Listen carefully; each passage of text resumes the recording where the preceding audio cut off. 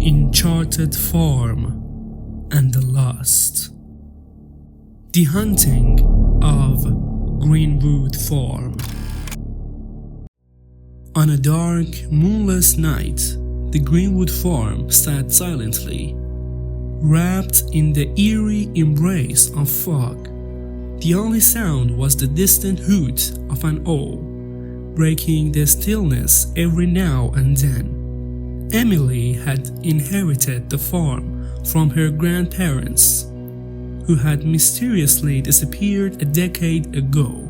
She had always found the old place unsettling, but she needed a fresh start after her recent divorce. The first night she moved in, Emily was unpacking when she heard a faint whisper.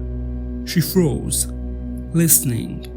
It seemed to come from the barn, shrugging it off as the wind.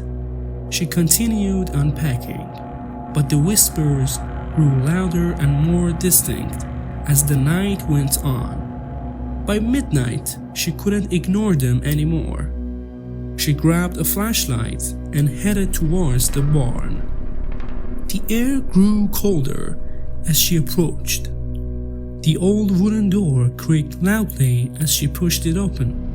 Inside, the barn was filled with shadows that seemed to move just out of the flashlight's beam. The whispers stopped abruptly. Emily's heart pounded as she swept the light around. Everything looked normal, but the silence was deafening. She hurried back to the house, convincing herself it was just her imagination. The next day, Emily decided to explore the farm. She found old rusted tools in the shed and a well that had long been dry. Near the edge of the property was an overgrown graveyard with crooked headstones. She shivered and quickly left, feeling as if unseen eyes were watching her. That night, the whispers returned, but this time they were more clear. They seemed to be calling her name. Emily tried to sleep, but the whispers kept her awake. In the morning, she found deep scratches on her bedroom door, as if something with claws had tried to get in. Her dog, Max, refused to go near the barn and barked whenever he got too close. She noticed his fur standing on end and his eyes wide with fear whenever they were outside. Determined to get to the bottom of it, Emily asked around town about the farm's history.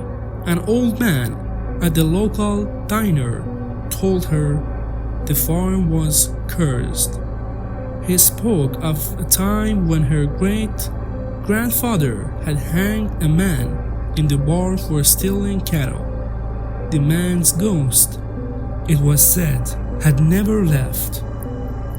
Emily dismissed the story as a local legend, but the old man's warning stayed with her. That evening, as the sun set, Emily saw something moving in the graveyard. She grabbed her flashlight and cautiously approached. A figure in old, tattered clothes was standing by one of the graves. Her heart raced as she called out, but there was no response. The figure turned slowly and began to glide towards her, its face hidden in shadows. She stumbled backward and ran back to the house, locking the door behind her. That night, the whispers became screams. Emily felt a cold hand brush against her cheek as she lay in bed. She bottled upright and saw a shadowy figure standing at the foot of her bed. Paralyzed with fear, she watched as it slowly faded away, leaving the room icy cold. The next morning, she found long, thin cuts on her arms, as if made by a sharp knife. Emily decided to leave the farm, but her car wouldn't start. The engine was dead, and the tires were flat. Desperate, she called a tow truck, but it wouldn't arrive until the next day. She was trapped for another night. As darkness fell, she heard footsteps upstairs.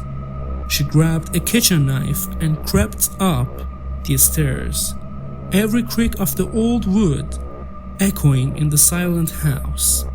On the second floor, she found her grandparents' old room. The bed was made, and everything was covered in a thick layer of dust. But the footsteps continued, leading her to the attic door. She hesitated, but then slowly pulled it open. The attic was dark and smelled of decay. Her flashlight revealed old furniture, cobwebs, and in the corner, a large trunk. She approached the trunk, her heart pounding. As she opened it, she found old clothes, family photos, and a diary. The diary belonged to her grandmother, and the last entry made Emily's blood run cold. It spoke of strange happenings, whispers in the night, and a shadow that haunted the farm. The final entry ended abruptly with the words, "He's here." Suddenly, the attic door slammed shut. Emily dropped the diary and ran to the door, but it wouldn't budge. She pounded on it, screaming for help. Behind her, the shadows began to move, forming into the shape of a man. She could hear his footsteps getting closer. She turned to see a figure with hollow eyes and a twisted grin reaching out for her.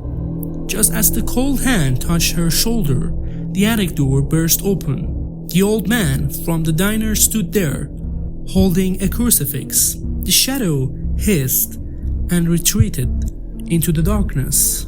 He helped Emily out of the attic, and they hurried downstairs. The old man told her that the only way to break the curse was to destroy the barn where the man had been hanged. With trembling hands, Emily and the old man set the barn on fire. The flames roared, consuming the old wood and filling the night with an orange glow. The whispers turned into screams, then faded into silence as the barn collapsed. The air grew warm again, and for the first time since she arrived, Emily felt a sense of peace.